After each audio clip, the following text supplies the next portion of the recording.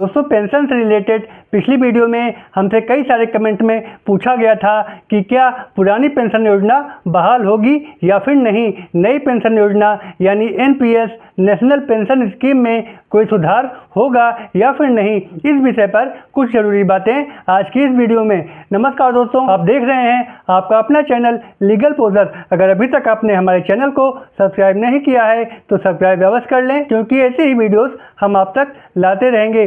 दोस्तों, पुरानी pension scheme जो सरकारी कर्मचारियों के लिए एक निश्चित पेंशन योजना कही जाती थी, इस योजना के तहत कर्मचारियों को रिटायरमेंट के बाद एक निश्चित प्रतिशत पेंशन के रूप में मिलता था। नई पेंशन स्कीम यानी एनपीएस एक योगदान आधारित पेंशन योजना है। इस योजना में कर्मचारी और सरकार दोनों मिलकर कर्मचारी के वेतन का एक निश्चित हिस्सा जमा करते हैं।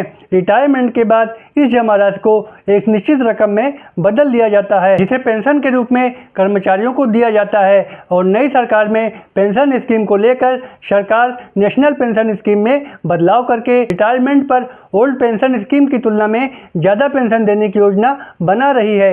जब से न्यू पेंशन स्कीम लागू हुई तभी से इसका विरोध होता आ रहा है। सरकारी कर्मचारियों द्वारा धरना प्रदर्शन किए गए, एनपीएस का विरोध किया गया, और अगर अब केंद्र सरकार द्वारा एनपीएस पर कोई फैसला लिया जाता है तो कर्मचारियों को उनके वेतन का लगभग आधा पैसा प्रतिमाह पेंशन के रूप में मिलेगा। यानी अगर 60,000 रुपये वेतन है तो रिटायरमेंट के बाद 25 से 30,000 रुपये पेंशन के तौर पर दिया जाएगा।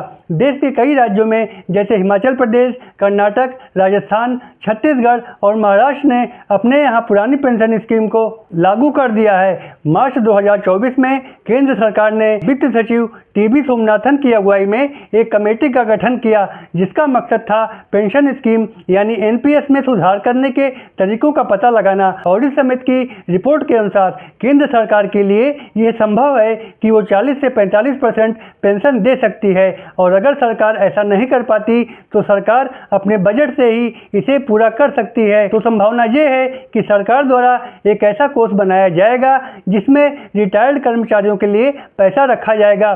दोस्तों, पुरानी पेंशन स्कीम दिसंबर 2003 में बंद कर दी गई थी और 1 अप्रैल 2004 से नई पेंशन स्कीम यानी एनपीएस की शुरुआत हुई थी, जिसमें सरकारी कर्मचारियों के वेतन से 10% की कटौती की जाती थी, जिसमें 14% का योगदान राज्य सरकार का होता है। तो दोस्तों, चुनाव में बीजेपी को कम सीटें मिलने का एक कारण यह भी माना जा रहा है, इसीलिए बीजेपी अपने इस कमी को दूर करने का प्रयास कर रही है। हालांकि एनपीएस में बदलाव करने से राजकोषीय घाटा भी बढ़ेगा। एनपीएस में बदलाव के बाद महंगाई भत्ता बढ़ेगा या नहीं, इस बारे में अभी कुछ भी नहीं कहा जा सकता। लेकिन अगर पुरानी पेंशन व्यवस्था बहाल होती है तो इससे पुराने कर्मचारियों को काफ़ी फायदा होगा। तो दोस्तों, ये था हमारी आज की वीडियो का विषय। वीडियो पसंद आई हो तो एक लाइक करके चैनल को सब्सक्राइब कर दें। फिर मिलेंगे एक नए विषय के साथ। तब तक के लिए good bye and thanks for watching.